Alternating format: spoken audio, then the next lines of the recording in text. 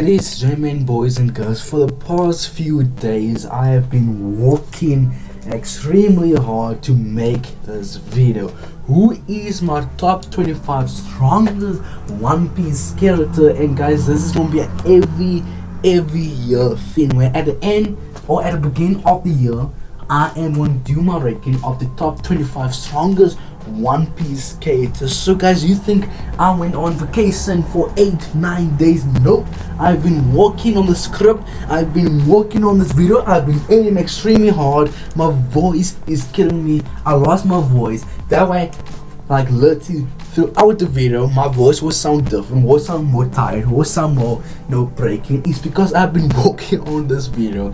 And guys, this video is a very long video. This is an hour plus video, so guys, please get your snack, get your food out. Guys, if you guys play games and listen to my videos, do that. If you listen to my videos for background noise, do that. Go put on your PS4, PS5, Xbox 360, Xbox One, Xbox whatever. Go put it on, play some Fortnite or play some Marvel Rivals. Guys, take out your food, and ladies and gentlemen, please watch this video. And guys, please like the video and please subscribe. But before we go straight into the video, I must tell you, I'm not putting Emu, I'm not putting in this list. There will be no Holy Knights member except for 1 or 2, you will see. But I'm not putting Emu because Emu have no feet, and this is only the current strongest One Piece skater that isn't dead. So you can't choose Kaido, Big Mom, Rosa, Whitebeard, Ace, because all of them, they are dead. And I'm only choosing the top 25 strongest One Piece skater. And even if Rosa, Leatherman, Copper, he isn't dead, but I'm not putting him in this list because I've seen no feats from him, no CKs on this list because we haven't seen like the feats. So no Emu, no them, no, like if they don't have any feats like Loki, I'm not putting them on the list. But there will be some characters that have literally no feats, but I mean I'd put them in here anyways because I have so much confidence in where I put them anyways. So guys, please guys, so if you guys have argued where is Rosa, where's Con, where's as a Con still alive, where's Rosa, where's Whitebeard, where's Rocks, they're not on the list because they're dead. Where's Scotty? They're dead. This is top 25 strongest One Piece character currently. So guys, please like the video, please subscribe, and please enjoy this video. Like the video and subscribe. Starting off my list of the 25 most strongest One Piece character, my number 25 pick has to be Katakuri. Katakuri having 3 of the Hokis. Future Sight also bring an advanced version of Obvious Hockey, Congress Hockey, Armor Hockey, and having Obvious Hockey and having the advanced version of it where you can see the future in 5-4 seconds. With Katakuri is one of a few characters that have future sight. There's only a handful of characters that have future sight, and Katakuri being one of the base users of future sight. And Katakuri, when he fought against Snake Man and Luffy at Whole Cake Island, Katakuri, when they clashed, Katakuri was hurting Luffy, and we know when that do happen, it says that the person has a stronger Amanaki than the other person. The fact that the other person can't, get a good hit off, or when they clash, the other person's hands would start hurting from the clash, from even though they're using Amanaki. And the fact that Luffy can, get hits off Katakuri, and when that does happen, Luffy was always the one, like his Amanaki wasn't on the same level as Katakuri. And that was Whole Cake Luffy, the same Whole Cake Luffy that defeated Doflamingo from the last arc and got probably a Hockey Bloom, and the same Luffy that defeated Cracker, a third commander. So Luffy was definitely a second commander around this time. But to be fair though to Luffy and to Katakuri, it was a Whole Cake Island Luffy. It wasn't a Elbow Luffy, it wasn't an Egg Island Luffy, it wasn't a Wonder Luffy where Luffy has Awakened Conqueror's Hockey, Awakened Armor Hockey, Rio, where Luffy at this point he did got Future Sight Hockey, but it wasn't as good as where Luffy has Future Sight at the moment. So his fuse side isn't better. He doesn't have Rio, he doesn't have advanced Kongsoki, and he is not an awakened Devil user. So to be fair though, that will put Katakuri at 0.5, even though he was keeping up with a Snake Man and he has to injure himself just to make the fight fair.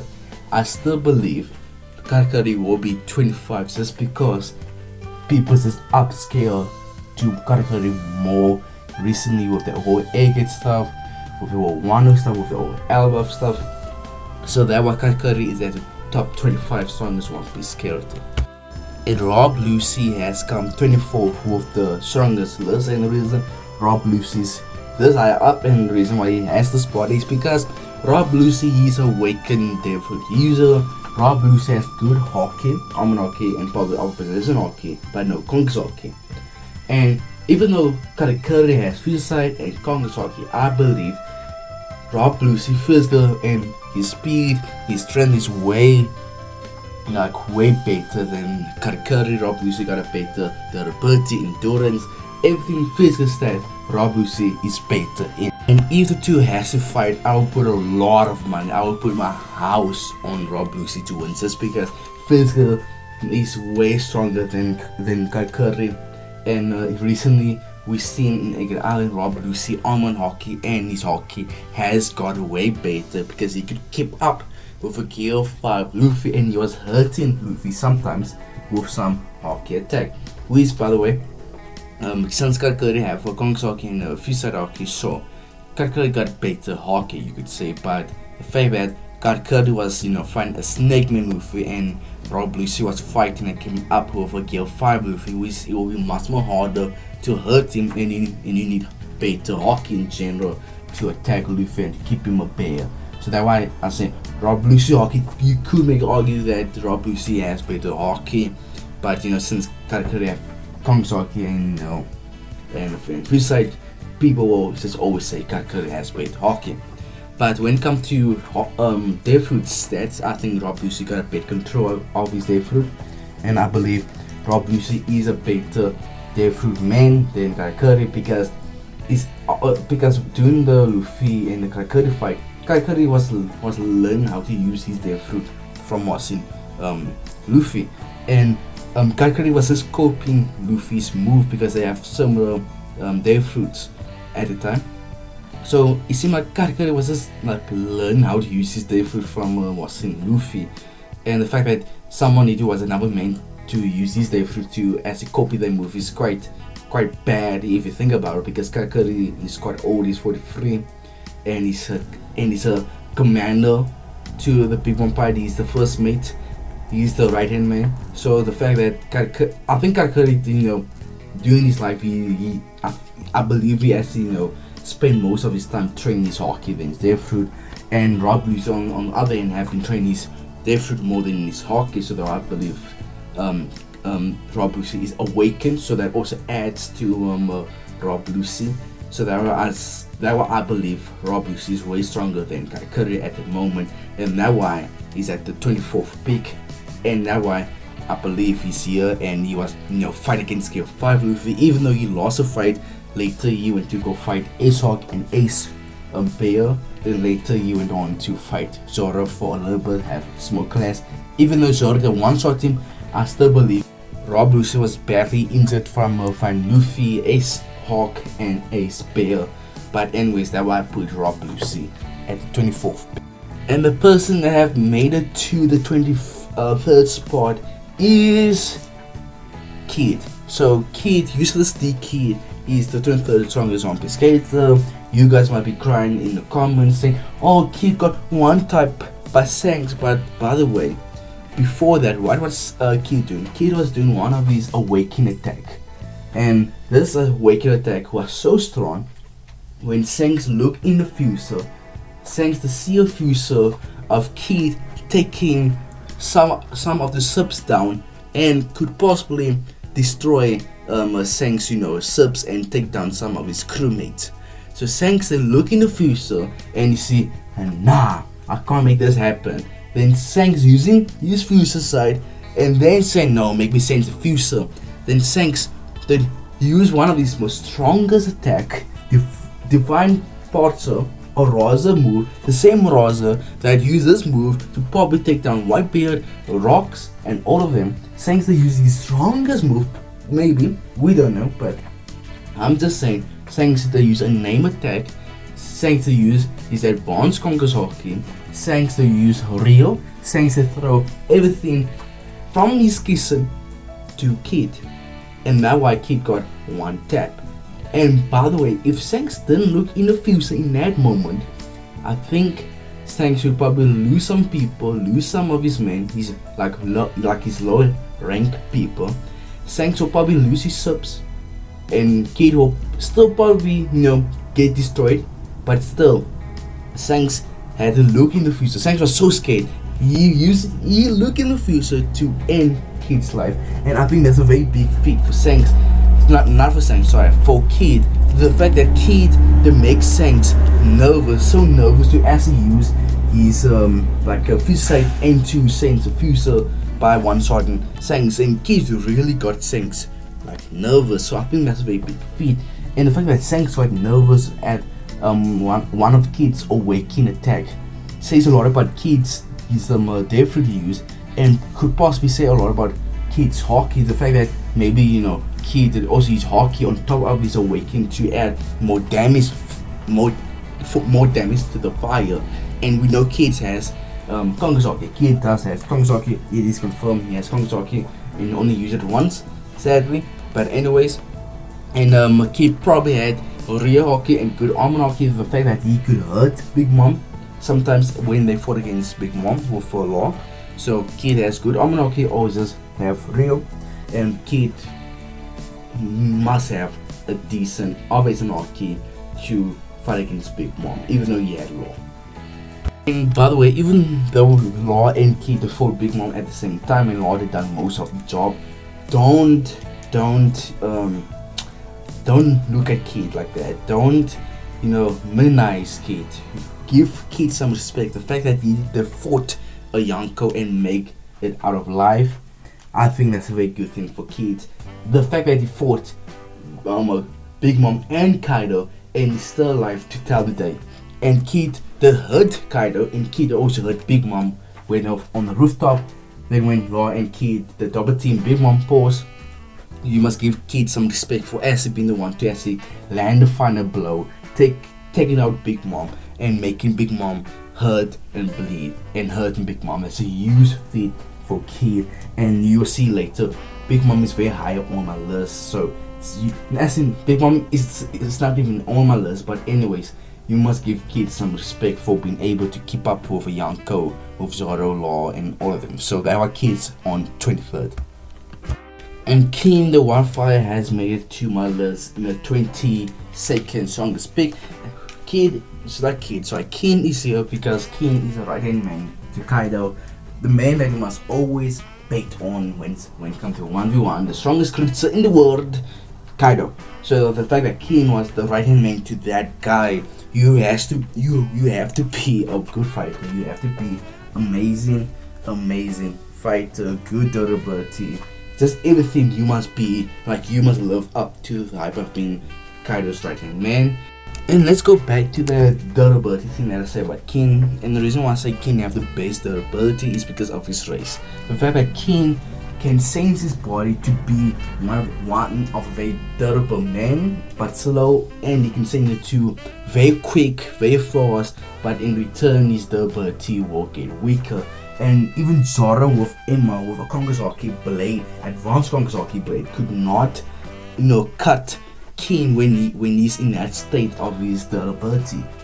So when his fire's up, he's more slow and he's have better durability. When the fire's down, he's faster and his durability suck.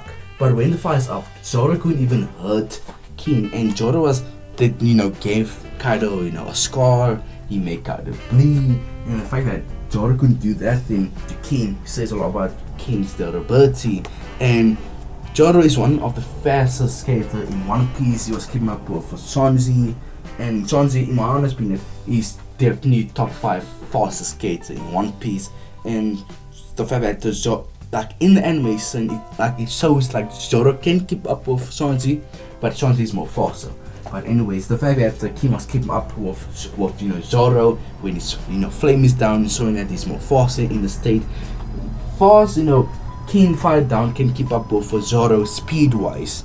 So yeah, and King and Kaido really praise hockey, and Kaido really respect hockey and those kind of stuff. So Kaido also to look for strong people that have good like hockey and can keep up with Kaido when it comes to hockey stuff. And I believe King does have amazing hockey, because he was fighting against Zoro and keeping up with Zoro. One of Zoro, by the way, big feat. So that I'm saying King is definitely top tier in the verse, and that's why he's 22nd strongest One Piece character. The Goseis is in the spot of 21, and the reason why I put the Goseis here is because I don't want, because I feel like all the Goseis are equal when it comes to strength, hockey, and effort wise. I think all of them is equal. There's definitely one of them being a little bit more stronger than the other, and that's been Saint Ethan. But I genuinely don't want to put the 6 or 5 Goseis in the different spots, just because I feel like it's like it's like wasting other people, and I just feel like they should be grouped together. But anyways, so I'm looking at all of Saint Saturn's feet to compare the Gorosei member, even though I know Saint Saturn is dead now, but I think it's still necessary to look at Saint Saturn, then compare the others, because I feel like they are around the same level, except for Saint Ethan might be a little bit more stronger. But anyway, so Saint Saturn was fighting against Gear 5 Luffy, and some of the Goseis declares war for Sanji. Some of the Goseis was fighting Kuma and Bonnie, and Saint Saturn was actually having a very hard time at fighting a Gear 5 Luffy and Bonnie that just used her death fruit to turn into Gear 5. So looking at their feet, it does not look good, and now I'm putting them 21 because I don't think, like, from 22 on to 25, I don't think they can keep up with a Gear 5 Luffy or a Bonnie. But everyone else above, I think they can actually have a good chance at keeping, obey those two and have a better time at fighting them than Saint Saturn. Because Saint Saturn really had a hard time, and even Saint Saturn got punched by Kuma, and those two started to fight, and it seemed like it was like an equal thing. And the Goseis at the moment, they don't have a lot of feats. The best feat is when Saint Ethan was blitzing the Kuma clones, and the other best feat is when that bird destroyed almost half of the upper bay. But anyways, they don't have a lot of good feats and a lot of feats to compare them. They can heal each other, all of them can heal each other, so that means they can probably fight for a long period of time, and they can probably heal themselves, get heal their endurance, stuff like that. But anyways, I don't think they have a good feats to like put them higher on the list, and that's why they are here in the 21 spot. Now coming to my top 20 of One Piece, of the most strongest One Piece character, and coming at the 20th spot is Sabo. Sabo being the right hand man to Dragon, and Sabo being the main villain to the Marines and to the world government. Sabo need to keep up, with the Admiral. He need to keep up with the Holy Knights. He need to keep up with Goseis, and just the fact that Dragon is his leader and they're part of the Revolution Army, and Sabo is the commander of the Revolution Army, the right hand man of Dragon. Sabo need to be strong to be able to keep up with the Marines and the Holy Knights and the world government, the CP9 members, the CP0 members. And the fact that at the start of Agate Island, the start of the arc, before it even happened, we've seen Sabo escape the room where Emu and the Goseis was at. So Sabo that's not into the room, seeing Emu, seeing the Gorosei memo, seeing the sail, and Emu and the Goseis that notice Sabo, and they attack Sabo. And the fact that Sabo didn't make it out of life with no big injury, with no losing limbs, with no None of that. The fact that Sabo was able to escape the room, and he probably took class with the Gorosei's member. He probably class with Emu, and it seemed like all of them are mythical zone type default user, awakened mythical zone type users.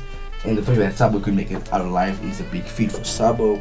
And I believe Sabo has to be on an Admiral, has to be around that level, just to be a commander to Dragon, because you guys will see I put Dragon very high on this list. So Sabo need to be someone for Dragon to trust when it comes to the battlefield, when it comes to the plans, the mystery.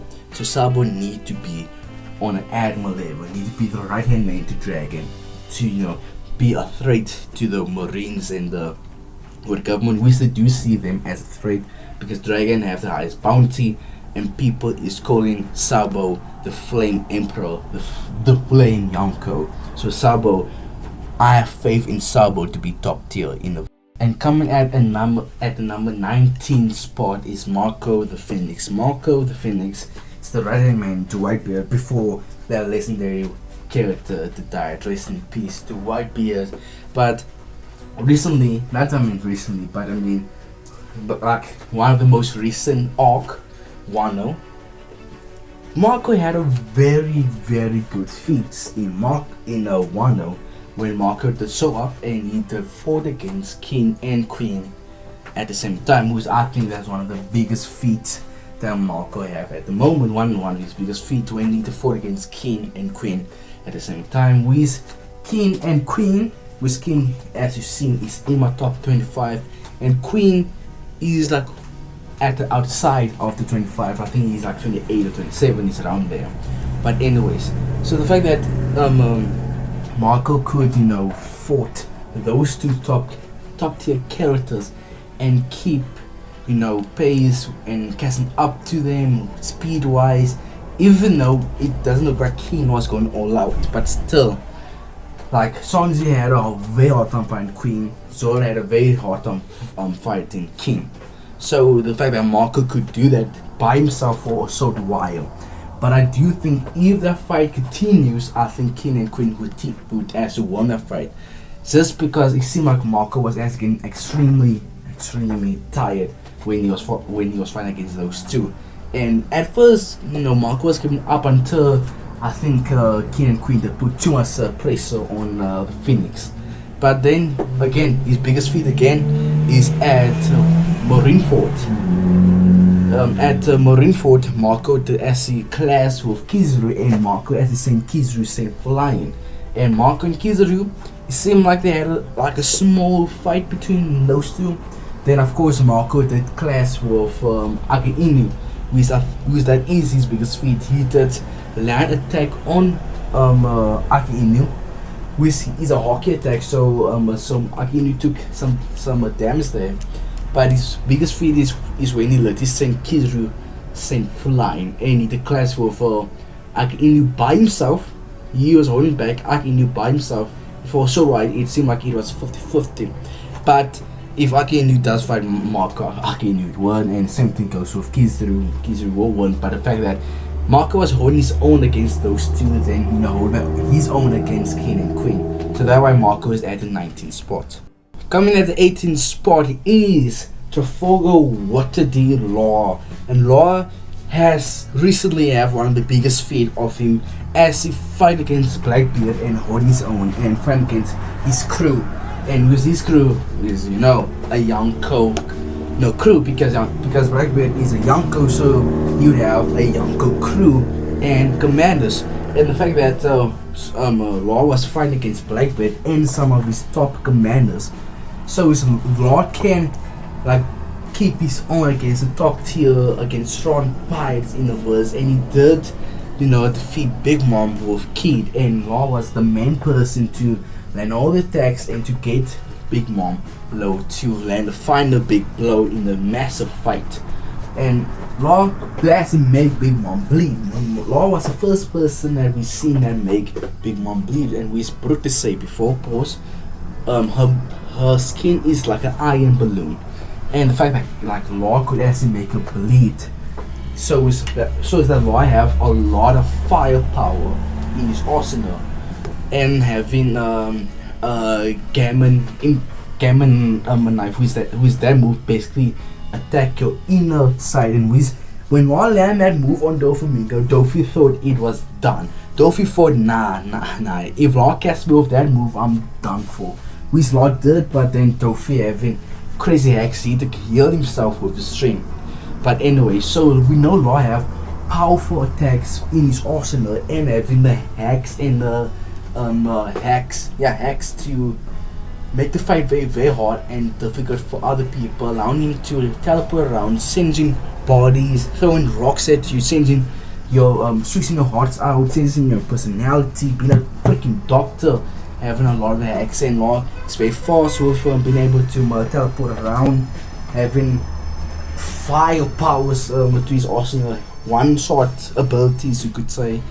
So that Law is at my 19th spot. Law fighting against Blackbeard, keeping like his own against his commander, boxing against Big Mom, and boxing against Kaido for a little bit. So and his hacks having just incredible, and Law having a good hockey to like make some of their fruits things cancel. He can cancel other people their fruits by using his hockey, and that's the first time we have seen that hockey can actually cancel out devil fruit effect, because one of Blackbeard's crew make it turn Law into a mixed gender woman, then Law using his hockey that cancel that effect and he turn back to normal.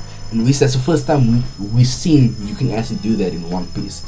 So that Law is in the 18th spot. Law is at the 18th spot because he has good feats, good hockey, amazing devil fruit and feet to back him up to be on the 18th spot. So I think earlier I had to say Law was in the 19th spot. I misspoke. It was Marco in the 19th spot and Law is in the 18th spot. He's 18, bro. And in the 17th spot, my favorite One Piece skater, Vinsmoke Sanji, have made his list on the 17th spot.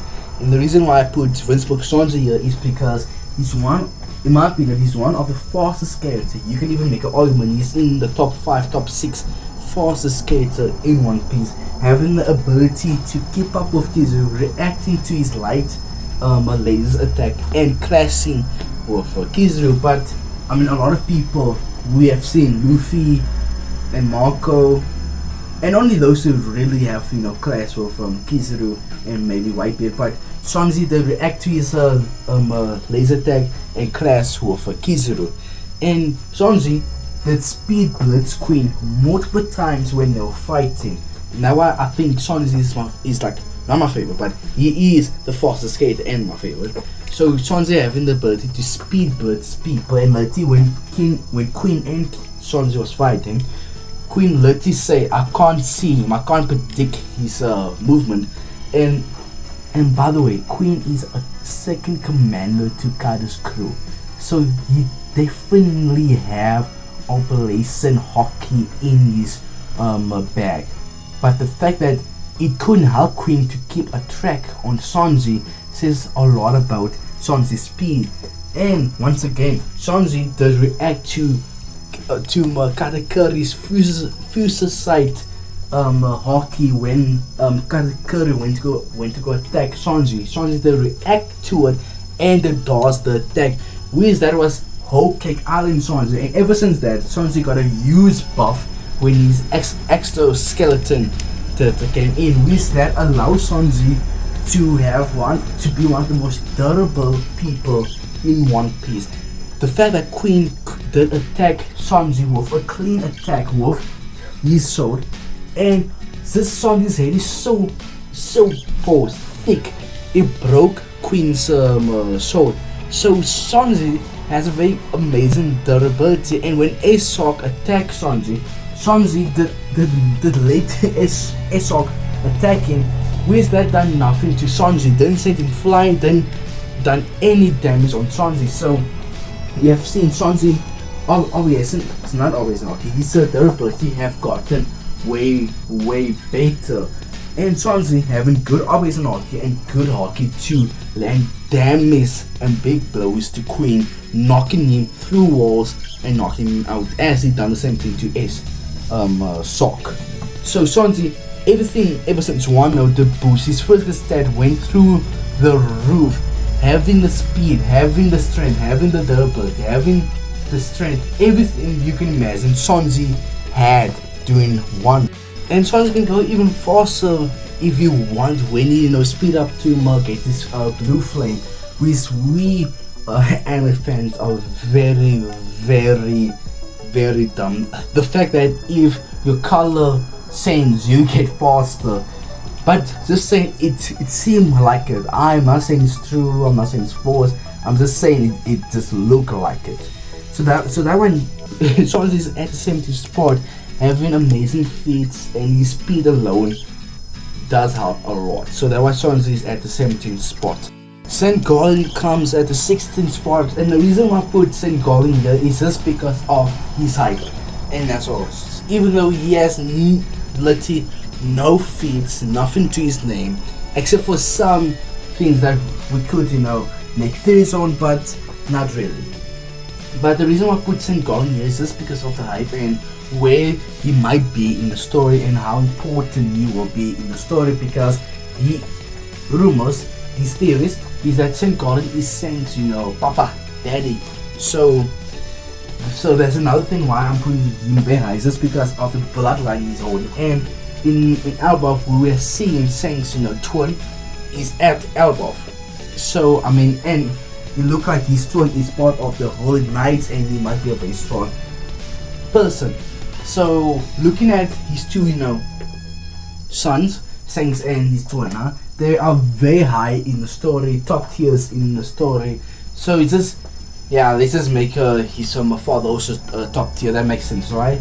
And another thing is that he is a Gorosei member, and the reason why I didn't put him with the other Gorosei member is because he was the leader of the Holy Knights. He was the captain of the Holy Knights, and he led the Holy Knight, who is the Holy Knights protect the Goseis and protect the Celestial, and they are the only characters can actually give judgment to the other Celestial and maybe to Goseis, because they hold a very strong title of the Holy Knights.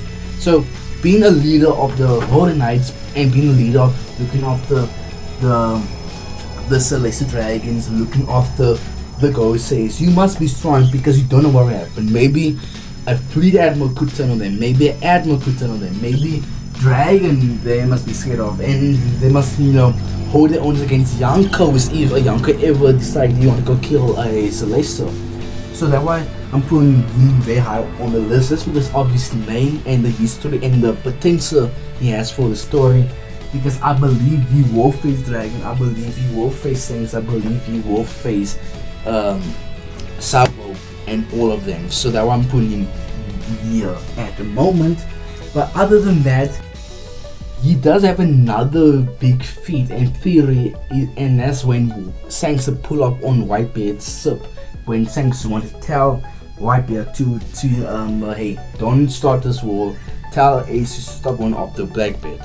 Then once Whitebeard has seen Shanks, Whitebeard literally say, when I see your face, my scars start to hurt. As we see, Whitebeard does have some big scars on his face. So then, at first, people were saying, oh, maybe it's because of Roz and how Shanks used to be on Roz's crew. Maybe it's maybe Whitebeard was talking about Rosa.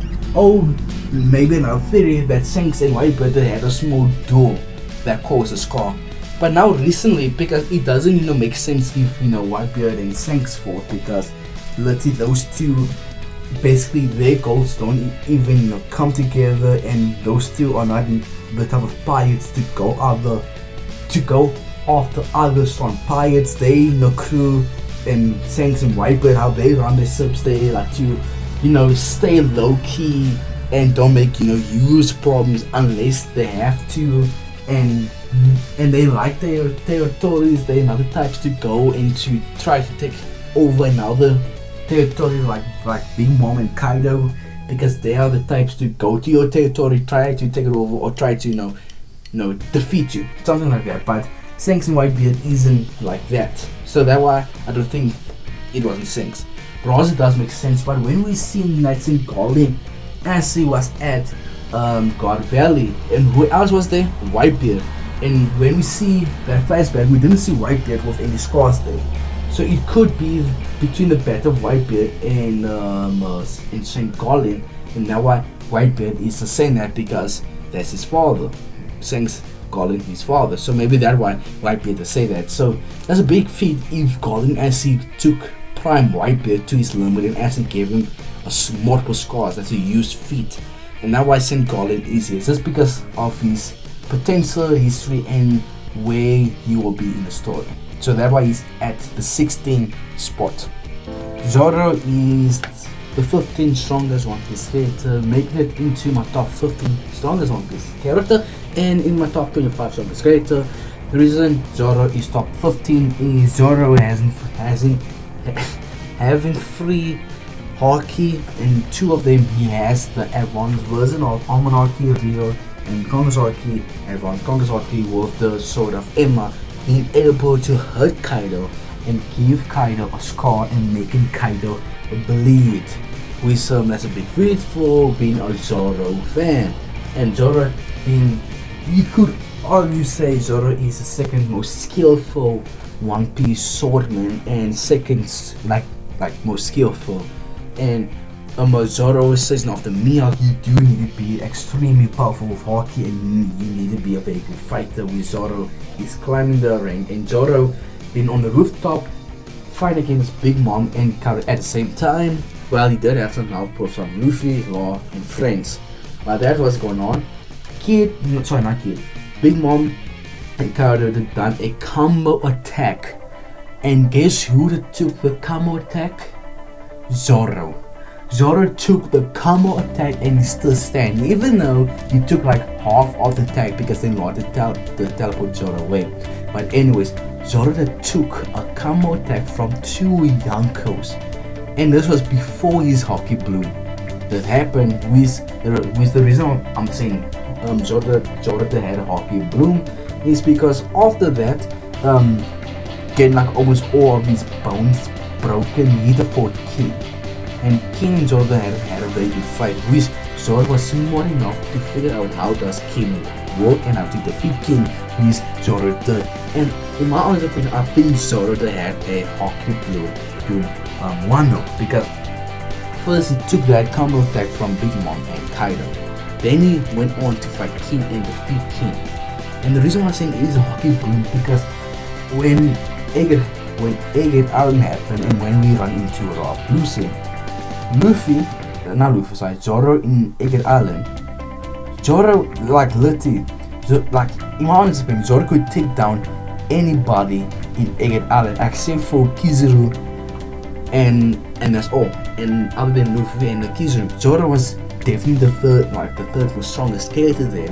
And when he ran into Rob Lucy, Zoro did one shot Rob Lucy when he took it seriously, and Rob Lucy was in his awakened form, Delphic form, and he's awakened, and so that Lucy's durability way. That's like being awakened, John, through user make your durability like into a monster. And Rob Lucy, his durability is a monster because Rob Lucy was taking a lot of attack from Luffy and still getting him and still staying up. Then when he ran into Zoro, and when Zoro took the fight seriously, and when he one-shot Zoro with his Emma sword using his advanced Conqueror's Haki, Rob Lucy didn't stand up. But even though, in my honest opinion, that was a way weaker Rob Lucy. That Rob Lucy was, he just fought Luffy. He just fought Ace Hawk and Ace Sock. So Rob Lucy was tired. Ace Bear, he just fought Ace Bear, Ace and Ace Hawk. So Rob Lucy is tired, and maybe that's why you can make an argument that Zoro did one shot a weaker version of Rob Lucy.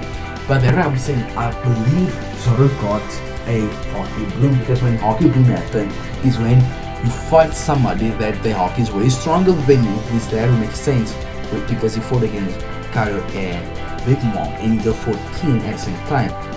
Not at the same time, but in the same day. So it makes sense for Zoro to get a Haki Bloom, and I like Zoro could have one-shot Rob Lucy because he got a Haki Bloom at Wonder. So that's why I put Zoro in my top 15. His other feat, I mean, taking attack from Kaido and Big Mom, being smart enough to figure out how to defeat King, being blitzing King, blitzing Rob Lucy, and that's basically all. So that's why I put Zoro in the top 15 strongest One Piece character. Now it's time to look at the Queen of Wano. Now it's time to look at Yamato. Now Yamato,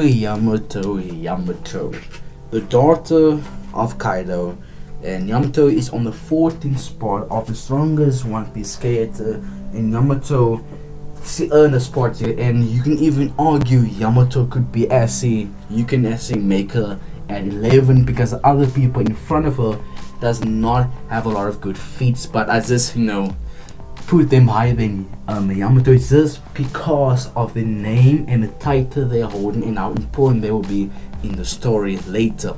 So you can easily make Yamato 10 or even 11. And the same thing about Zoro. So let's talk about Yamato. The reason why I put Yamato here is because she has 3 Haki, and in two of them she's an advanced version of the 2 Haki. So she is an advanced version Haki user of Congress Haki, having advanced Congress Haki, which it was stated and confirmed Yamato does have Congress Haki, and she has real Haki and Armor Haki being the advanced version of Armor Haki. And having both of the advanced version of Congress Haki and Armor Haki, she's able to hurt Kaido and also use feet, because there's only a small group that we have seen that can be able to hurt Kaido, and Yamato being one of them. And Kaido, if Kaido was still alive, Kaido would easily make the #1 spot, and the fact that Yamato was come up with Kaido, her father, and hurting Kaido, it is a massive feat for Yamato being able to keep up with her and land a huge amount of damage on Kaido. So that's her biggest feat. Another feat is her Devil Fruit. She is a Mythic Zone Devil Fruit user, in which we know a Mythic Zone Devil Fruit user, they physical attack would go through the roof, so better durability, more endurance, more faster, and better strength. With base Yamato is a very durable, strong, powerful person, because he is a different race and she's not a human. She's half human and half a different race, so that being another race would boost her physical stats, and having a mythic zone on top of that would even make it greater. And now I put Yamato over Zoro, because even though Zoro was fighting against Kaido, Zoro did have Luffy, Kid, Law, and Killer there to support Zoro, while Yamato was fighting Kaido by herself, a even stronger version of Kaido, and she was hurting Kaido a lot, and she does have a Devil Fruit, a very good Devil Fruit with Zoro. If you only take Yamato without a Devil Fruit, you could make argument Zoro is better than Yamato without Yamato Devil Fruit. But since he has that Devil Fruit, that's why I'm putting Yamato over Zoro, and having her Devil Fruit being able to ice things, having an ice dog. So that's why Yamato is the 14th strongest One Piece character. And now the next character is a blind samurai, a blind marine, blind justice, Fujitora. So the reason I put Fujitora in the 13th spot is Fujitora, he's an admiral, and Fujitora, even though he's a brand new admiral, he has one of the most powerful Devil Fruit, which that's the Gravity Fruit. And Fujitora, he can bring, using his gravity fruit, he can pull a huge sunk in space and pull it down like a meteor rock and smash an island. And Fujitora, he can put you through the earth with his gravity fruit. And his gravity fruit is basically a one shot if you can. And it seems like the only way to cancel his gravity fruit is to use your stronger Haki to overpower his Devil Fruit. But I mean, overpowering a admiral with a very powerful day fruit, that would be extremely hard. And Fujitora, he being an admiral, he must have good hockey to be able to keep up with the top people, to keep up with a Yonko, to keep up with the Shanks, to keep up with a Mihawk, to keep up with a Luffy. You need to have good hockey to be able to do that. And with, I believe, and I believe Fujitora with his gravity fruit and having good hockey is able to one-shot people with his gravity fruit, and the gravity fruit has a very good different range of attack. Like Fujitora can be up close because he is a very good swordman, and Fujitora, he can be long range using his gravity fruit. And Fujitora with his sword, we know is a high rank sword blade, but I forgot what position it is, but I think it has the same position, same rank as Mihawk, Yoru. So Fujitora is amazing swordman, has a good day fruit, is having a good hockey. And Fujitora the fought Sabo at Dressrosa, and he did clash with Zoro, and he clashed with Luffy, and that's the only thing that they've done so far. But other than that, Fujitora has made it onto the 13 most strongest One Piece character of 2025. So guys, the next person that is above Fujitora, making onto the top strongest, is Fujitora co-worker, and that is Greenbull is number 12 for the strongest. I mean, the top most strongest One Piece character, Greenbull. Reason I put Greenbull so high, and I sound like a broken record. Greenbull, he is, and I believe he is an awakened Day Fruit user, and the fact that Greenbull was as having quite an easy time at beating up Yamato, and it seemed like Greenbull had his Day Fruit for a long time other than Fujitora, and that's why I put Greenbull over Fujitora, because it looked like Greenbull had his fruit more longer than Fujitora, because when Momosuke, when Yamato was using that fire and ice attack on the Greenbull, it had no effect on the Greenbull. And Greenbull, let's say, if you train with your Day Fruit long enough, and if you take your Day Fruit to the absolute limit, you can actually cancel the Day Fruit weakness, with Greenbull having the like a grass fruit Logia type, and the fact that Momosuke turned into his dragon form cannot burn this tree down, then Greenbull was bragging, I need to put this Day Fruit to the limit. And the fact that Greenbull was as having, when he was fighting against the Scabbers and against Yamato, Greenbull was actually holding himself, and Greenbull came up with Yamato's boys. Guys, that's a feat, because you guys know where I put Yamato. And the fact that Greenbull was actually having ease and having, like, not because Yamato didn't turn into her mythic John type fox thing, and Yamato didn't go all out, but Yamato did use some hockey, and her hockey could hurt Kaido, so that's a feat. And Greenbull was the one that actually defeated Queen and King at the same time, and taking King to Empire down. So Greenbull was the one that defeated King and Queen, but the thing is, at the same time, but both of them was weakened. Both of them was they just fought Sanji and Zoro, so they were weakened, but at the same time they are mythical zone, so not mythical zone, but they are a zone type user, which we know zone type users can heal and get the strength much more faster and have better durability, but still it was a weaker version. And then you guys might say, oh, Shanks scared the living crap into Greenbull. Yes, but I mean, if you were alone on an island that belongs to a new Yonko, Luffy, and his crew is on the island with the Scabbards and Yamato, and you see how strong they are, and you have an easy so far. It was easy for you so far. I came up with Yamato and the Scabbard and Momosuke, but for a fact Luffy and his crew, a Yonko crew, still on the island. Then you feel another Yonko red hair Shanks, and his crew is also extremely nearby. And Shanks is saying, hey, if you leave, I'm not gonna jump you. I'm pretty sure all of us would take the deal. So that's why I put Greenbull at the top spot. Now let's look at Dark King Rayleigh at the 11th spot. Rayleigh, and the reason I put Rayleigh so high in this list is because Rayleigh is, at the end of the day, was the right hand man to Roronoa, the king of the pirate, and Rayleigh had so much aura and so much clout. Literally, when you pull up on the Blackbeard say, nah, I'm fine, make me go back home, because Blackbeard knew about Rayleigh clout and what have Dark King Rayleigh have done in the past.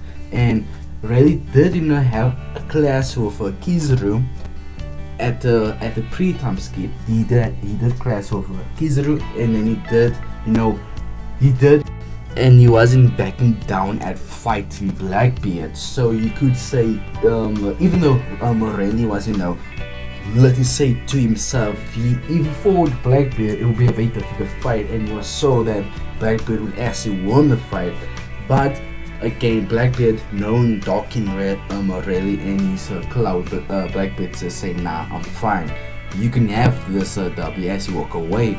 So you could say Rayleigh is like almost below a Yonko to like a first mate, maybe around the Admiral level, because he was keeping up with a Kizaru and he was up to fight against a Yonko. So that why Rayleigh is in my 11th spot, and he did train Luffy too. And plus now Luffy is top tier in the verse. He trained Luffy how to use hockey, how to use his different beta, and Rayleigh did train Luffy to get on Doflamingo's level. So that's a feat for Rayleigh. Now it's time for the hero of the marine. Now it's time for Monkey D. Garp. D. Garp is in my top 10 strongest character, coming in the 10th spot. And the reason why I put Garp this high up, and the reason why Garp is in my top 10 is because, have you seen what have Garp been doing at Egan Island when he is fighting against the Blackbeard's crew and fighting Aokiji? And with Aokiji is very, very high in my list. And the fact that Garp was, keeping up with Aokiji, even though I believe Aokiji was holding back and didn't use any awaken attack and was not using any hockey attack. Even though Aokiji was holding back, Garp was able to keep up with Aokiji, and not only that, he was able to fight against multiple Blackbeard's crewmates. And with Blackbeard, again, he's a Yonko, and his crew is a Yonko commander. So the fact that Garp was able to keep up with Aokiji, which he could be Yonko level, and was keeping up with a Yonko crew, and was fighting against Blackbeard's commanders. And by the way, Garp was giving them the hands. And they couldn't do anything to fight against Garp. Garp was actually blitzing people and destroying people. And Garp is still, even though he's still old, he still have amazing hockey and amazing strength feat. The fact that he can destroy half of an island with one punch says a lot about Garp and how old he is, and still being able to do that is a very good feat for Garp. And plus, I believe in Garp being in the 10th pick, so that's why Garp is in my 10th pick. And now a certain right hand man has made it onto the 9th spot, and he is Ben Beckman. So Ben Beckman is, in my honest opinion, the 9th most strongest One Piece character in the verse at the moment. Been in the top 5, been in the top 25, been in the top 10. The reason why I put Ben Beckman here is because look who is his daddy.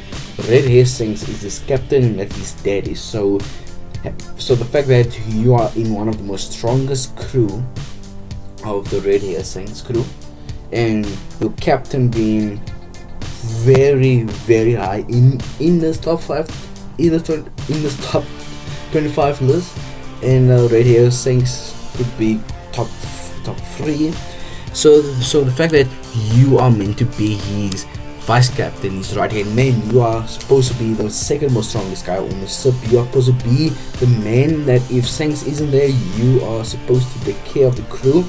That could be in fighting people or to look after the crew. Ben Beckman is that. So Ben Beckman is the Rayleigh to Shanks Rosa. So Rayleigh, we know Rayleigh being the right hand man to Rosa is extremely, again, Rayleigh being in his old age, he's in the 11th spot, but he's still old, and the fact that Rayleigh could scare over Yonko just by his history and his backstory and name that Rayleigh have.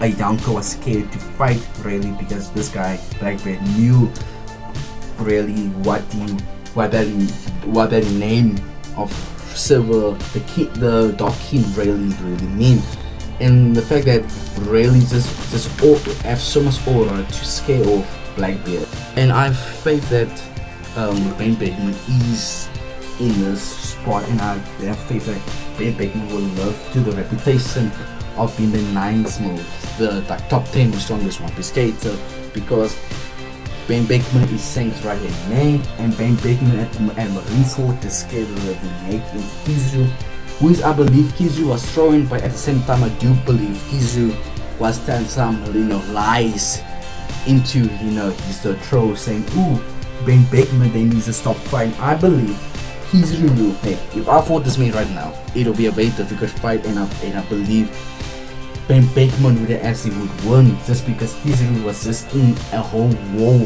against the Whitebeard's crew and just fought the Yonko Whitebeard and just fought his right hand man Marco. And look what Marco could do in one look. Marco fought King and Queen at the same time, and if Marco was on the rooftop, I think Marco would give Kaido a little bit a run for his money. And Marco is he's like up in this verse, he's like top tier in this verse. So the fact that I believe Ben Beckman is a stronger right hand man than Marco, and the fact that Marco could fought against King and Queen at the same time, and the fact that I believe Marco could actually give Kaido a little bit of trouble, but I still believe Kaido would still kill Marco. I was just saying, if Marco was also on the rooftop helping Luffy, Law, and all of them in Zoro, I think Marco would actually be the most trouble between the Luffy, between the Zoro, between the Law, just because Marco is actually top tier and Marco is high in the list. So I just believe Ben Beckman is a better fighter than Marco, and the fact that his crewmate is known as the most strongest crew in One Piece, but the fact that Shanks can pull up on the Marineford with his crew, and that was so much aura.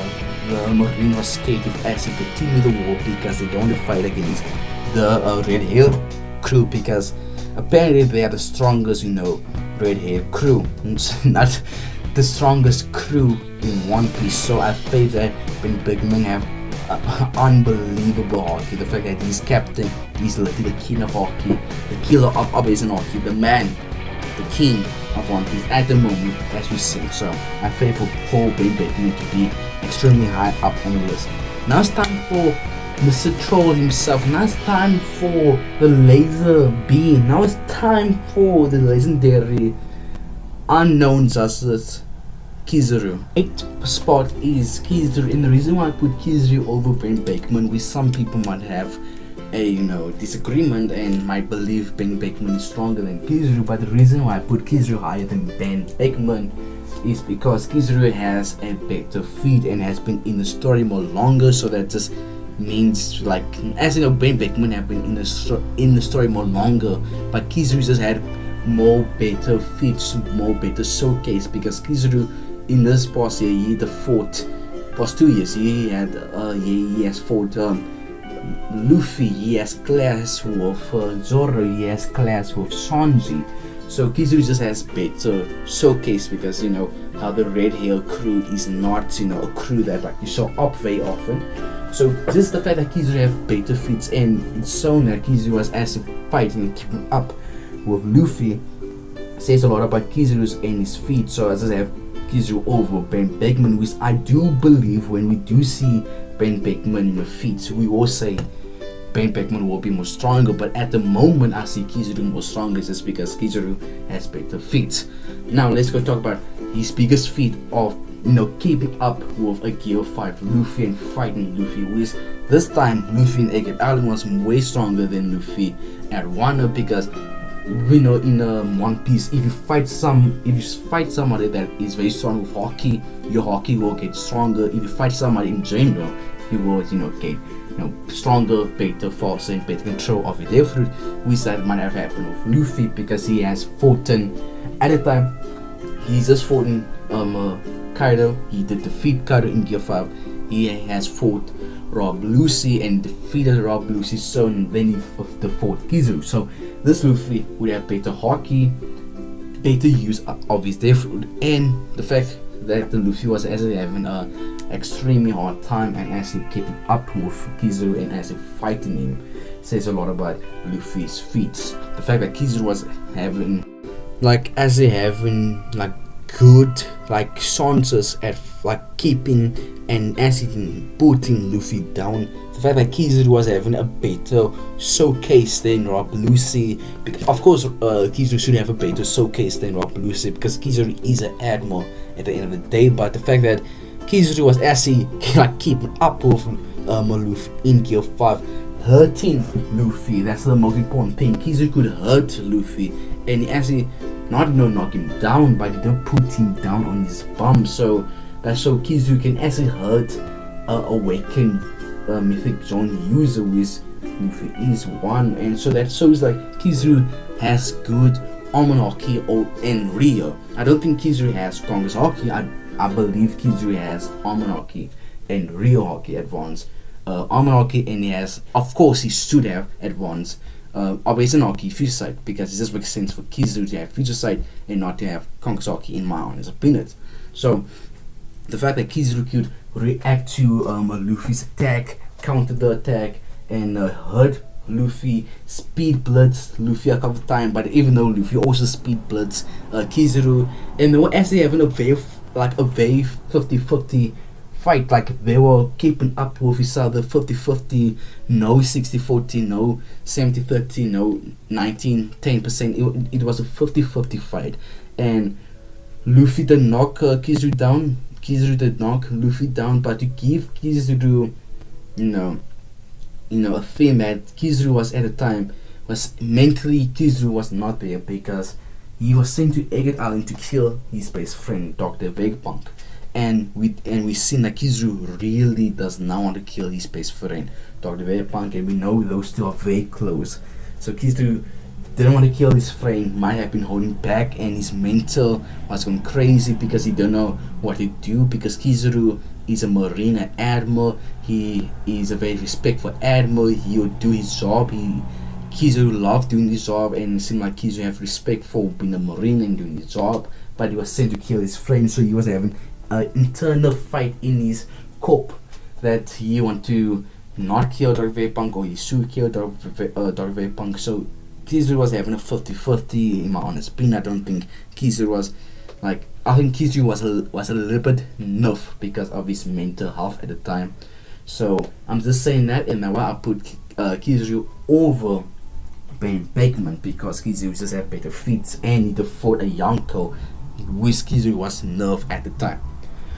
Now it's time to talk about another Yonko. Now it's time to talk about the villain of the One Piece. Now it's time to talk about Mr. Two Devil himself, Mr. Black.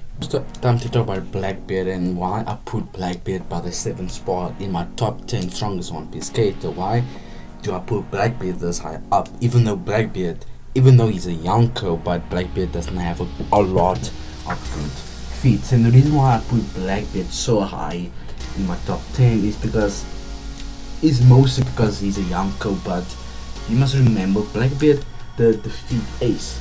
Blackbeard has two of the most powerful death fruit in One Piece. He has the earthquake fruit that used to belong to Whitebeard.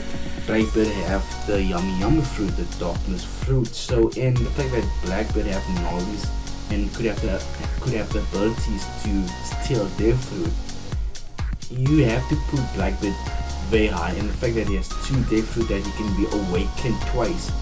So Blackbeard can have 2 different awakened dead fruit, and we can see how Oda have been treating his awakened dead fruit as a very powerful thing. Look at Rob Lucci. Rob Lucci got a glow up with his dead fruit because he's awakened. Look how strong Rob Lucci is. He's in my top 25 strongest One Piece character. Look, when Luffy did awaken, Luffy's awakened that took him on the level of Kaido's. And who else? Akainu, Kuzan, they did fruit and might be awakened. Is taking them to a very high spot in my top 25. So their fruit is very important in One Piece because the their fruit is literally the most strongest, could be the strongest, power system in One Piece, and being awakened, taking your power to the limits, and can turn the opposite into your element with the logia their fruit being the Yama fruit. So you can probably turn stuff into his element and turn the whole battlefield into his element, the darkness, and having the earthquake fruit with Sengoku to say at Marineford. Whitebeard has the power to destroy the world, and I think Sengoku was talking about Whitebeard's their fruit, how strong the their fruit is, so powerful it can actually destroy the earth, and having earthquake can make tsunamis in One Piece. That would not be good. As you can see today, this the water level is rising up, the water is like taking over more land. So Blackbeard, if he really want to, he can actually try to destroy the world with the earthquake fruit, and having the yummy fruit on top that says a lot. And even though Blackbeard does not have the base feats, he is one of the final villain in One Piece. He is a final villain for One Piece. He is a young guy at the end of the day. He does have to their fruit. He has to have good hockey to keep up with the top tier in the verse, because when after Marineford, it seemed like Marco to say, you know what, Blackbeard, I'm gonna pay back war. They started a war and Blackbeard did win. So Blackbeard need to have good hockey to actually keep up with Marco, because Marco was strong enough to fight King and Queen at the same time, which both of them are commander level in the verse. So Blackbeard, he need to have good hockey. I believe he has good hockey, but I'm mostly talking about his day fruit because I believe having a 2 awakened day fruit could carry him to the spot. So Blackbeard is the 7th strongest One Piece character in my honest opinion. Now it's time to talk about Blackbeard's rival. Now it's time to talk about Blackbeard's greatest foe, his rival, and that's the future king of the pirates, Monkey D. Luffy. Goat, your goat, the goat, Monkey D. Luffy, the anime goat, the manga goat, the strongest, the 6th most strongest One Piece character is Monkey D. Luffy. And the reason why I say Monkey D. Luffy is up here is because he's a Yonko, and not only a Yonko, he did for one of the most strongest One Piece character in his generation, and that's been Kaido and Doflamingo and Katakuri, and he fought against Big Mom for a second. So Luffy fought the top tier in his verse, in his area of One Piece, in his people. He's like top tier pirates at the moment, but he did knockout. He did defeat Katakuri, he did defeat Doflamingo, he did defeat Kaido. So he did defeat Kaido. Let's focus on Kaido because Kaido is Luffy's biggest feat, and I think Kaido will be Luffy's biggest feat forever, and I'll keep praising this to the gods, and that is Kaido is the monster of One Piece. Kaido was the strongest creature alive. Kaido was top tier universe. Kaido was really the strongest, and we must always bet Kaido, and that title really the work for Kaido because Kaido was a creature, he was a monster, he was a beast. Like everything, you can throw a whole kissing at him, Kaido will still stand up. You can throw a kissing that is made of advanced Conqueror's hockey real armor, you can throw it at Kaido will still stand up and will eat it down. Mine. And so that I'm saying Kaido is the strongest person Luffy has fought and the strongest One Piece character this verse have seen. The reason why I'm saying that is because Kaido at Wano when Nita fought with Big Mom against the 5 was in a racing. So they fought. Kaido had some help, but later when they leave, Kaido they had a 1v1 against Luffy. Kaido won. Then who must Kaido fought? Luffy again. Luffy stood back up. He fought against Luffy.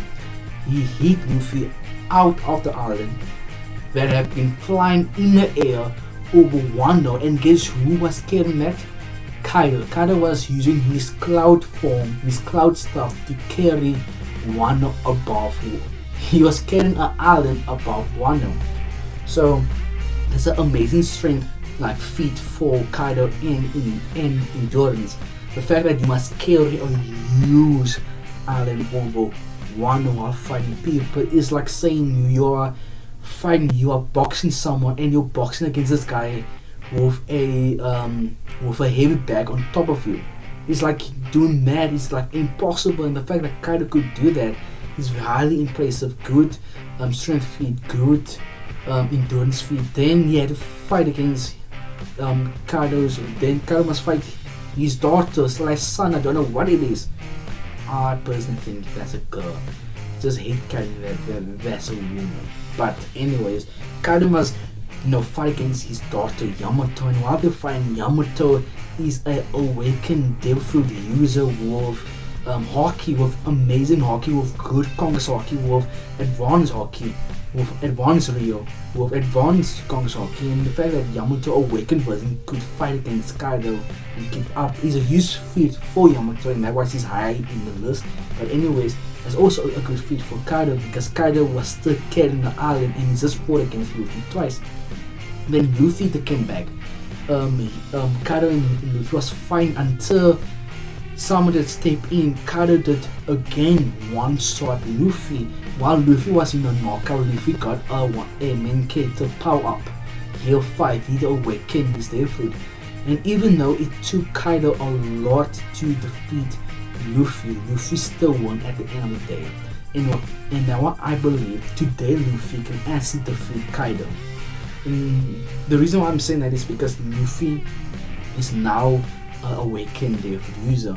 Every punch he's using in Gear 5 is an advanced Congress hockey attack and was strong enough to hurt Kaido. And now I'm saying Luffy's top 6 in the verse because Luffy is strong enough to hurt Kaido and to knock out Kaido. That's the biggest feat in One Piece. And not only that, he can clash with Big Mom. Luffy did clash. Luffy did split the sky when he fought against Kaido. Luffy in Gear 5 is awakened. He's an awakened Devil user with advanced Congress hockey, advanced Operation hockey, and Almond hockey. He have Rio. He can hurt your inner outie.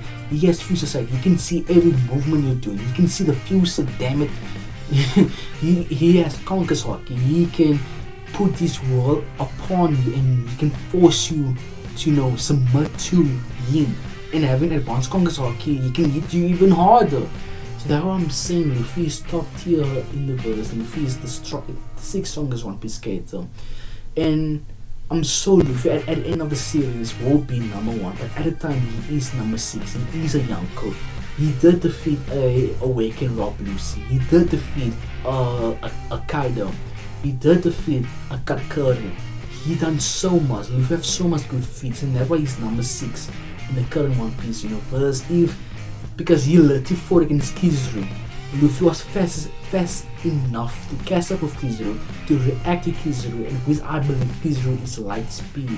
So Luffy could react to his laser, could counter his laser, could think what to do here to cast up to and Luffy does have a speed blitz Kizaru multiple times during this time. So that's why I say Luffy is top tier in the verse and he's the 6th most strongest skater in my opinion, which my opinion is always right. So Luffy, I support you, I salute you Luffy for being the 6th most strongest One Piece skater of all time. So not all time, just for now, you are the 6th most strongest One Piece skater. So yeah, so that's Luffy. So now it's time to talk about who is the 5th most strongest One Piece skater. And spoiler alert, It's Kuzan. Number 5 most strongest person. Who is the top 5 strongest One Piece skater of all time? It's Kuzan.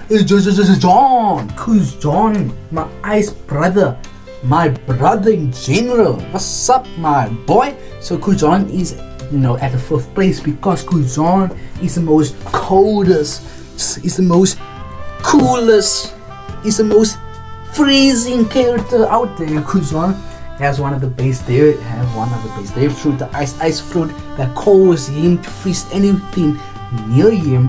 And letting him in his first appearance in the show, what had Kuzan done? He just saw how big he was. By freezing the whole sea, not the whole sea, but freezing a huge part of the sea where the island was on top of. So when we got introduced to Kuzan let him put his hands in the ocean, and he caused a huge area to freeze. And apparently, the narrator to say, it defroze for 7 days. So this huge area, and they let it say, like, he had to freeze not the whole ocean, but he had to freeze a big sunk, and with a big area sunk is compared to a country. So Kuzan is able to freeze a country-sized thing for 7 days. So that's a big feat for Kuzan, and it's their fruit. Having the freeze fruit, having the cold fruit, having the freezing fruit, he can make anything freeze, and he's a Logia type, so he can turn his body into the ice. And what's another big feat? Kuzan, the class of Ace, and even though Ace is not the strongest character, Ace does have good feats, like boxing against Jinbei for 5 days, boxing Yamato for a long period of time. Because Yamato was fighting against Kaido, but even though Yamato was not in her different form, because he has the sea brimstone at that stage, so she can use the death fruit. But Yamato still had her hockey, and her hockey is incredible. The hockey, advanced conquers hockey, brother. She could hurt that boy Kaido, and she did hurt her father. So that I'm saying, Ace the fought against Yamato. Ace did beat Jinbei. Ace was fighting against Blackbeard and his crew, which that look like that's a theme at the moment for some reason, don't know why. And Ace did also, who else did also fought? I think that's all of Ace's feet. But then Kuzan the class with Ace, and Ace, Kuzan was nightmare because Ace has the fire fruit, which if you don't play Pokemon, that's 5 big eyes, by the way.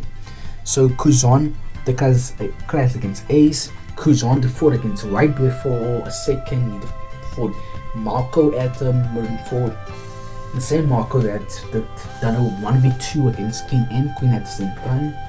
So Kuzan, the people that he class with was good, but he also fought against Akainu.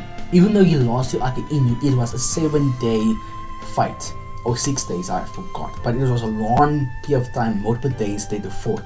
And they turned half of the island into half ice and half lava, which that's a good different feat for Aokiji, because it means that he is an awakened different user. And he probably have one of the base hockey, because we know for a fact that he trained with Monkey D. Garp for half of his marine life. So he did train with Garp, the king of hockey, and he is awakened different user. So Kuzan can probably do impact. His impact stuff. Kuzan can probably do galaxy impact, but with his eyes. So Kuzan has good hockey, amazing there for any dirt took down Garp. And in my honest opinion, I don't think Garp was really trying. No, I don't think Kuzan was trying to put down Garp. I believe when Kuzan and Garp fought, even though Kuzan had some help with the other Blackbeard crew, Kuzan was not trying to kill Garp. He was just trying to freeze him and knock him down to try to save him, because I believe Kuzan is working with the sword member and he's still a marine at the end of the day. So I don't think Kuzan was going for kills. And he didn't use any big hockey stuff, which I believe he does have, because he was a Garp student. And look at Kobe. Kobe did learn how to do piece impact. So you don't think Kuzan could do the same thing, because Kuzan have probably trained longer periods with Garp and is a better fighter, better hockey user. So you don't think Kuzan can use something like a Galaxy Impact? Hell no, bro. So I think Kuzan can do that, and it's weird that he didn't done that against Garp. He didn't use any Awaken attack against Garp, so I don't believe Kuzan was even trying to kill Garp. So that's why I put Kuzan in my top 5. Now it's time to look at the person that is number 4. And that number 4, he is the strongest marine in the current day One Piece universe. He has a 5 crown on his cup. He is the love man himself, Akainu. Talk about Akainu, the strongest current marine in the One Piece universe at the moment.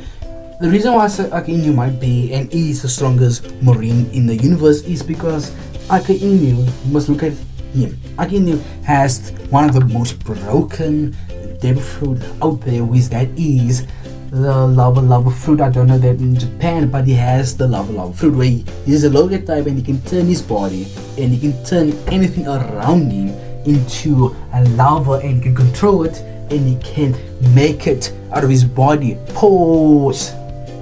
No, did he? So anyway, so Akainu having one of the most broken devil fruit, like, and he might be awakened on top of that says a lot. And the reason why I'm saying he might be awakened is someone hooting at my window, shut the freak up, if I'll go beat you up. So anyways, so Akainu, he might be awakened, and the reason why I say that is because at after Marine 4 during the time skip, we learned that Akainu and Kuzan fought for how long? I forgot. They fought for 7 days, I believe. Akainu and Kuzan fought for 7 days, and with that might have caused Akainu a hockey bloom and a devil fruit bloom. And the reason why I say it caused him a devil fruit bloom is because after the fight, after the two was done scrapping, they let it turn Punk Hazard into half lava and into half ice, and with that showing awaken feat, because it seemed like if you awaken your devil fruit as a Logia and as a Premessa, you can turn stuff into that opposite. You, as a awakened Logia, it looked like you can turn things into your element. So turn half of island into a lava seemed very, very awaken like thing to do. Turn something into awaken, and I believe Akainu is awakened because he let it like turn half of the island into lava. And plus, if you must be extremely good with the devil fruit to be where Akainu is a fleet admiral. Akainu is in the same position as a prime Sengoku, as a prime Kon, which those two have to deal with prime Rosa, prime Blackbeard, prime Whitebeard, prime Rocks, prime Seekit, prime Rayleigh. So they must deal with those powerful pirates in the prime. So Akainu have the same position as those guys, as the same Goku, as a prime Kon. And by the way, this position was also given to Garp, but then Garp probably turned it down, and now Akainu got this position, the fleet admiral. I think at one stage Garp was almost a fleet admiral, then said no, then sent Goku that become a fleet admiral, and now Akainu is a fleet admiral. And what I say about the Aokiji feats, when Aokiji Lucci was ready to fight a whole Yonko crew by himself. He was ready to fight a Yonko crew plus Blackbeard on their side. He was ready to fight a Yonko with his crew by himself. He's a dog. So now imagine what can Aokiji do? Not Aokiji, Akainu can do. With Akainu did defeat Kuzan, Akainu did defeat Kuzan. Akainu is a fleet admiral, and Akainu Admiral Rinford was boxing against old Whitebeard, and honestly saying Akainu was the main person to actually defeat Whitebeard, and Akainu did done all the tag he did. Like, he was dealing against Whitebeard by himself. He was 1v1 Whitebeard by himself, so that's a big feat for Akainu having a 1v1 against not Prime, but old Whitebeard. But by the way, this Whitebeard couldn't use Haki, but he did split the sky against Shanks, so that could add to Akainu's feat, for having a 1v1 against Whitebeard. So, and plus the man that he defeated was ready to fight a Yonko by himself, a whole Yonko crew. And the same person, Aokiji, the fought Garp and put Garp down. And Kuzan was not even trying to kill Garp. Kuzan was only trying to put Garp down, to knock him down, to freeze him.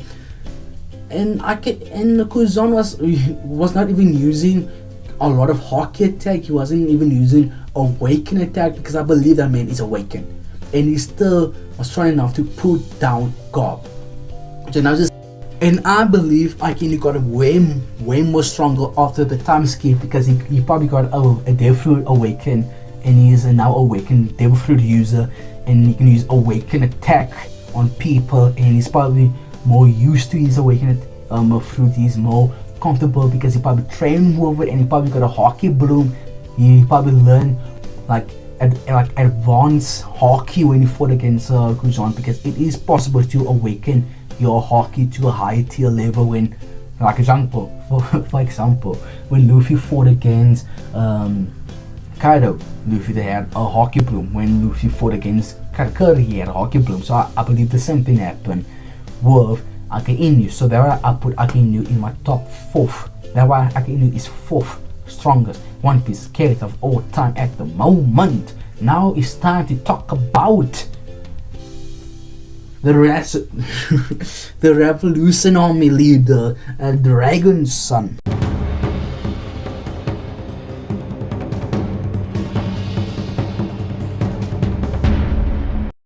Dragon. The reason why I put Dragon the third highest spot, the reason I put Dragon number 3 is because he is a Revolution Army leader.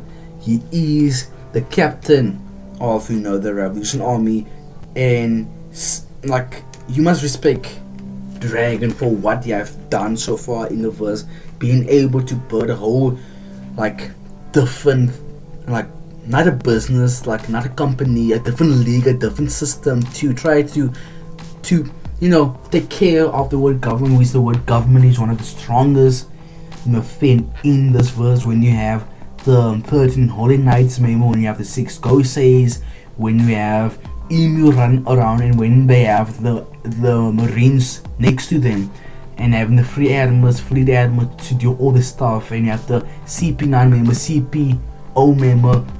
You have to respect what Dragon have done for the fact that he can take the Revolution Army to make it such a threat to them, to the world government, to the Marines. Says a lot about Dragon, and it could actually say a lot about his character itself.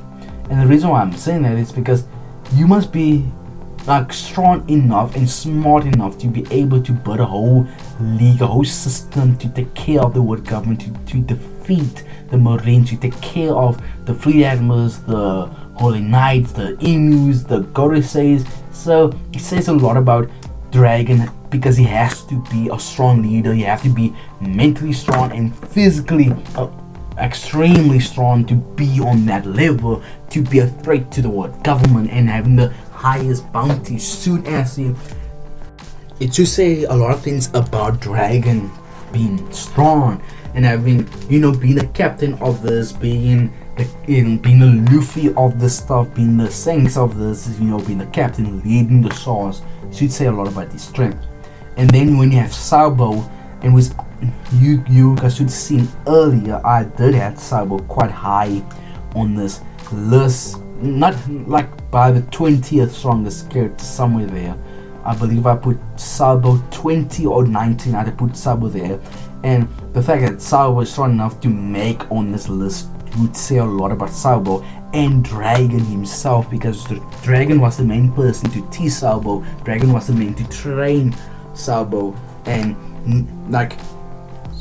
what I say about Sabo earlier, having the Devil Fruit and was keeping up with Fujitora, all of that doesn't matter how strong Dragon could be. With Sabo is Dragon, Zoro is Ben Beckman of the world. So we must respect Dragon's strength.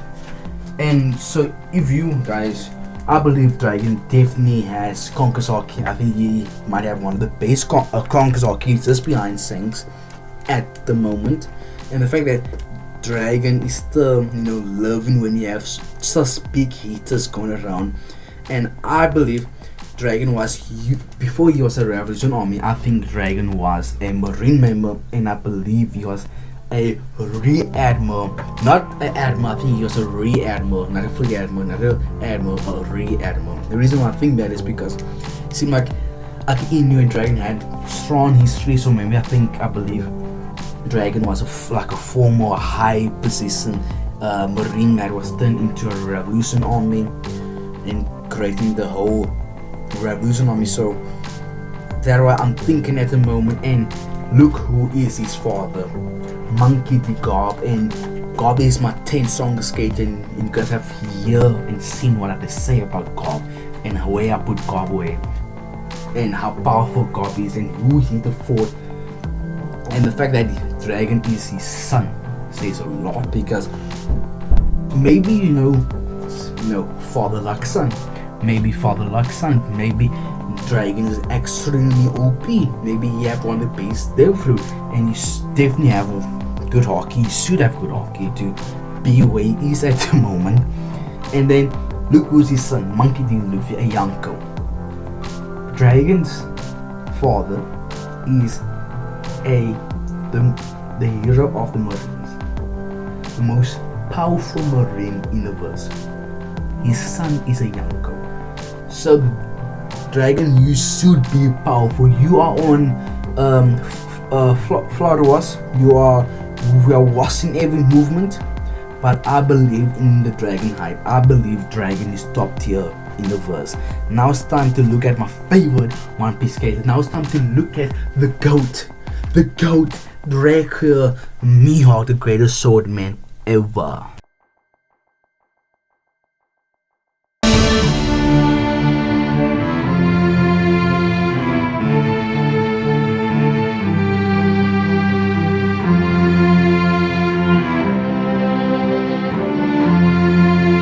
So now it's time for the second most strongest One Piece character, and his name is Dracule Mihawk. And the reason why I say Dracule Mihawk is the second most strongest skater, in my honest opinion, it isn't because I'm a Mihawk meat rider. I might be, but still, the reason why I put Mihawk the second strongest is because of his title and the position he is in the story, and who Mihawk is going to face later down the series, and that's Zoro, and having the title of the greatest swordman. So let's first go on to the greatest swordman topic. So Mihawk being the greatest swordman highly and does put Mihawk extremely high on the list, just because there's a lot of there isn't a lot of strong swordmen, but the strong swordman is extremely strong, even though there isn't a lot of them for some reason. And which I do believe that's one of Oda's mistake, not adding a lot of different One Piece swordmen that is season after Mihawk, and there's only one person that's Zoro, but who cares? But the people that is a swordman, like a Shanks, like a Zoro, like a Rayleigh, like even a Fujitora, like all of them are in the law, so all of them count as a swordman. And Oda saying and having the title of the most strongest swordman does and would put them on a different level, and would put them higher on a Zoro, on a Fujitora, on a Law that does use a sword. And so that's what I'm saying, his title is like carrying Mihawk to the top of the list for being a strong swordman, because you have Shanks that is using a sword, you have Rayleigh that's using a sword, you have so many top tier characters that use a sword, Odin, Raza, but I mean they're not in the like Mihawk and Shanks area, but still. So you use same Garling, so you have all of them using a sword, but you have Mihawk to have that title. So you wouldn't give a title to a Rayleigh that uses a sword, so you didn't give the title to an Odin who uses a sword, so you didn't give the title to a Shanks that uses a sword, but the title was given to Mihawk, and he got the title of the strongest swordman. So that's why I put Mihawk very highly, with that being the strongest swordman. But with the strongest swordman, you have Zoro of the Mihawk. And we know where is Zoro. I literally put Zoro in my top 15.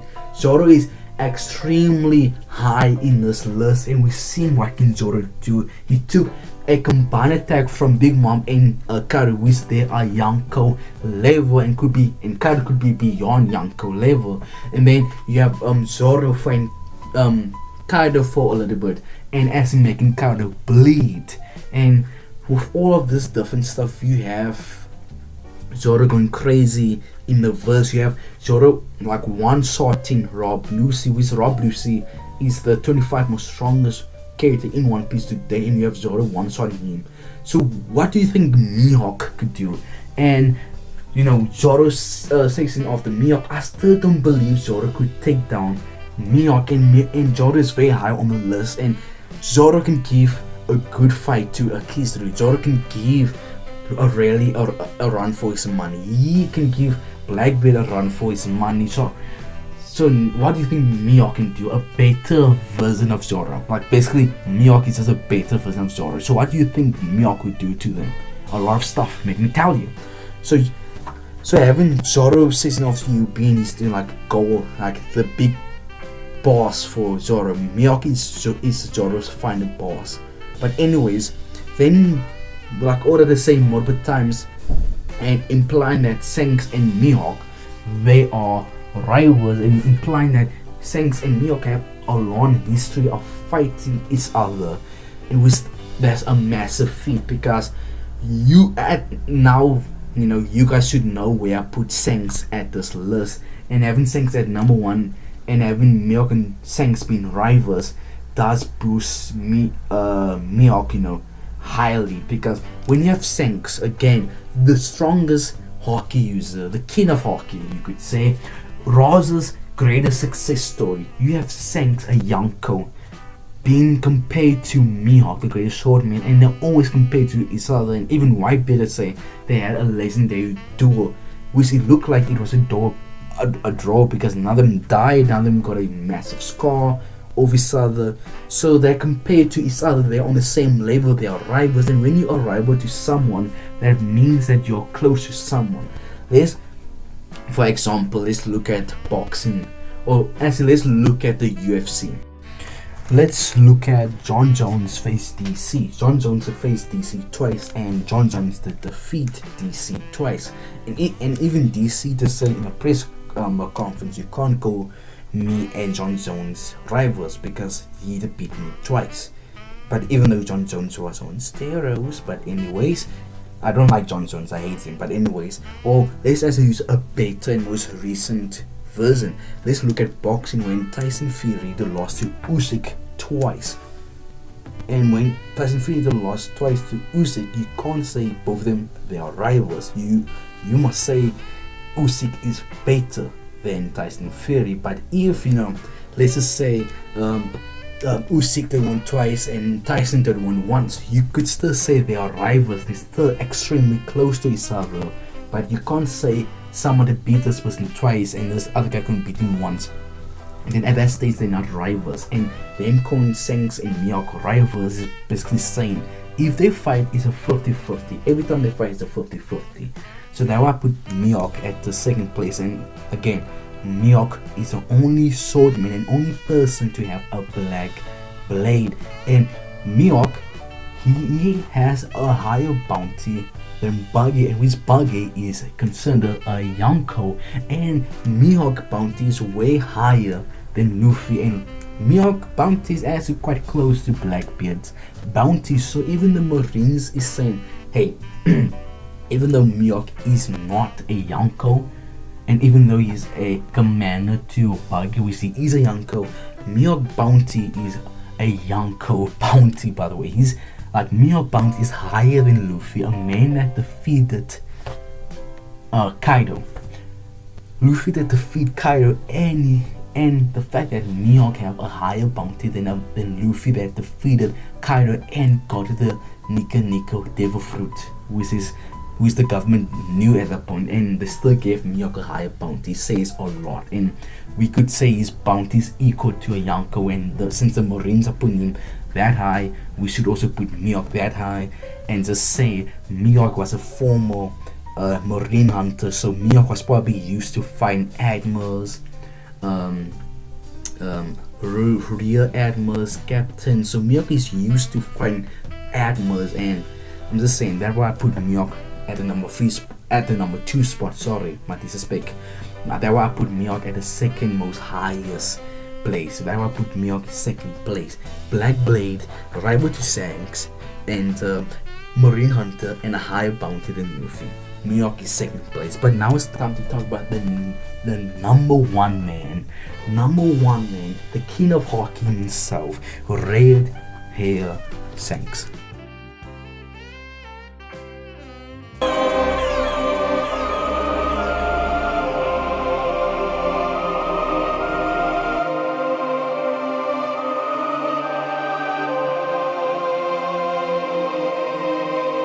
I think Shanks is the most strongest One Piece character at the moment, and I think the number 1 spot belongs to red hair Shanks, and it isn't because I'm a red hair Shanks meat rider. No, I'm actually the opposite. I love Shanks. Shanks is one of my favorite characters, but I prefer Mihawk more than Shanks. I like Mihawk more than Shanks, but the reason why I didn't put Mihawk over Shanks, and the reason I put Shanks over Mihawk is because I think Oda prefers Shanks over Mihawk, and I think Oda respects Shanks more than Mihawk. And even though at the moment I believe Mihawk is a stronger character at the moment, I just believe Oda just prefers Shanks, and Oda just respects Shanks, and Oda just really like Shanks, and I think Shanks is one of Oda's favorite character, and Oda like to meet right Shanks. So that I'm putting Shanks number 1 and Mihawk number 2 is because Oda just prefer Shanks. Oda, that's his son. Shanks is Oda's baby. That's like his baby thing. That's his baby. Shanks is his baby. Like, you can really tell when Oda's got his favorite character, or you can tell who Oda's really prefer when you like put Shanks next to certain characters that have been in the series more longer. Look at Kid. I think Oda really despises Kid as a character, so that's all I'm saying. I think just Oda just really likes Shanks, and I think Oda sees Shanks as his baby, and Shanks also got good feats. He to one-shot Kid, and his Kid is in my top 25 most strongest character today, and Shanks one-shot him, and Oda let it just confirm Shanks did learn Rose's attack, define parts with Shanks only watching Rose, and with Rose even teaching him how to do the attack, and Oda confirmed that he's the killer of hockey. He's the most base character with hockey. He's the hockey king himself, right here Shanks. So, and Letty Shanks got a whole movie about him, which they didn't even really go deep into it. So I just believe Shanks is number uno. He is the innest and the best and the base, most strongest One Piece character at the moment. But still, I still believe Shanks is still a rat. You hear me, Shanks fan? You're still a rat. You're a rat. And Mihawk is a goat, but Shanks is definitely number 1 with being the strongest One Piece character. One shot Kid learning one of Rose's most powerful attack by just washing him and clashing with Whitebeard, splitting the sky against Whitebeard. And what else did Shanks done? Shanks literally stop a war just by him using his aura points. Like Shanks that uses aura to stop the Marine forward. That's Shanks. So Shanks is definitely top tier, one of the base. He have Future Sight. He can cancel your hockey. He's the hockey king. So that's why I'm putting Shanks number 1. So guys, that's the end of the video. If you guys watched this video to the end, thank you for watching it. Thank you for being patient. Thank you for if you guys like the video, And if you guys subscribe, thank you for doing that. And if you guys didn't, please do that right now. But guys, that's the end of the One Piece video. Now guys, I need to tell you guys, my next 2 videos won't be a One Piece video. It'll be something else where you guys must wait to see. But I'm trying something new on the channel. I'm trying something big and new. Pause. But guys, that why I did upload this too. Like my last video was very long, was an hour plus. It was me saying who is the strongest Yonko. And if you guys didn't see that, please go see that. That was my last video 8 days ago. But guys, the reason why I make 2 extremely long videos is because I want to do something new. I want to I want to make other like videos other than anime. I want to test out, and I want to go into a new pool to test out the stuff. So guys, my next 2 videos will not be a One Piece video. And if those 2 videos do extremely well, I'm going to continue it. But guys, so guys, please be patient to all my One Piece viewers. Be patient, because I will come back with bigger and better videos. So guys, please, thank you for watching this video. Guys, please like the video and please subscribe. And guys, I'm going to see you guys later. Goodbye.